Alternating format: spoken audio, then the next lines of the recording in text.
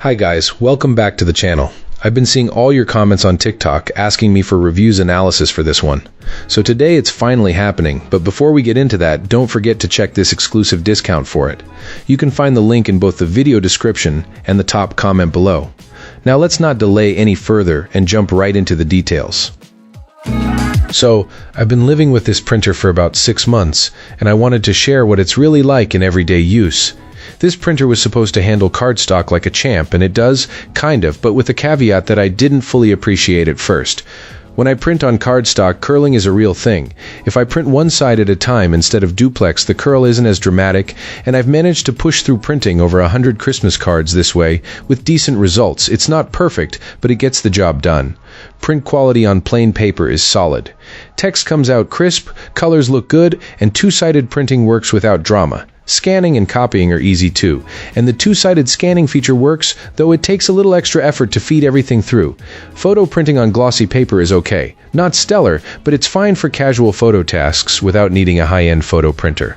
One of the big selling points for me was the ink system. This printer uses ink tanks with refill bottles instead of the old cartridge model, and that translates to real savings. After printing hundreds of pages, most in color, I've seen ink levels drop by only about a third. It's a nice quiet win when you're cranking out work and family projects alike. It feels like a practical long-term move compared to cartridge systems I've used in the past. Setup was straightforward. It felt like the kind of device that just wants to sit on a desk and work, and it did just that in under an hour. The document feeder is a real plus, especially for scanning multi-page documents, and there's a very large paper tray that makes juggling different paper sizes or volumes a lot less stressful.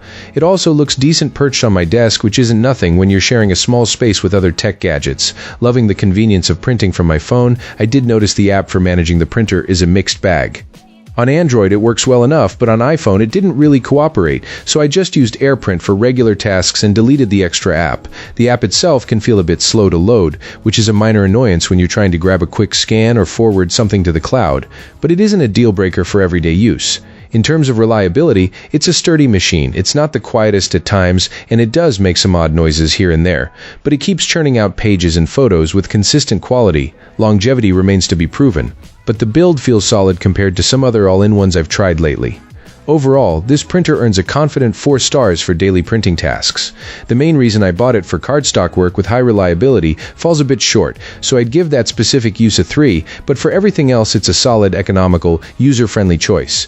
If you want a wired and wireless workhorse with big ink tanks and a forgiving setup, this printer is likely to satisfy most of what you'll throw at it.